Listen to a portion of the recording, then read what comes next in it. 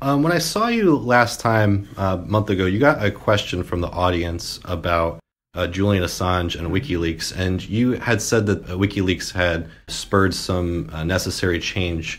I just was wondering if maybe you go into a little more depth in speaking about that. Sure. What are your thoughts on Julian Assange and WikiLeaks and what they've done? And some feel that Julian Assange is being persecuted. Do you believe that?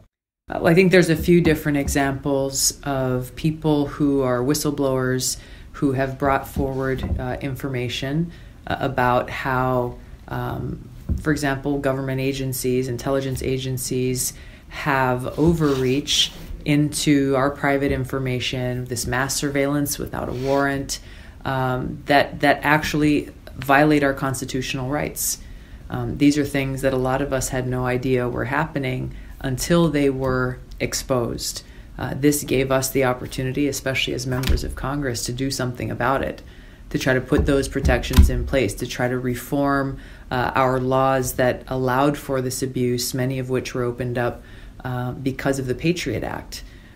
So, I think you're asking about Assange, but I think there are a number of other examples that need to be raised in how we provide protection for whistleblowers who are bringing forward this information that lawmakers and all of us need to be aware of in order to make that change. Well, another example is Chelsea Manning, who just recently was jailed again.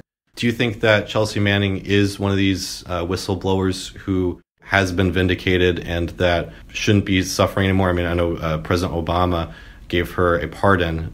What are your thoughts on her being jailed again? Yeah, she shouldn't be.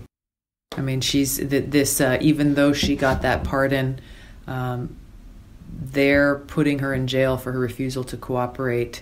I think is further evidence for us to make sure that we have these protections in place so people are not wrongly incarcerated. And similarly, the most famous whistleblower is probably Edward Snowden. And I know that he's a very controversial figure because he also showed how deeply everyone is being spied on. However, he's hiding in Russia to avoid prosecution.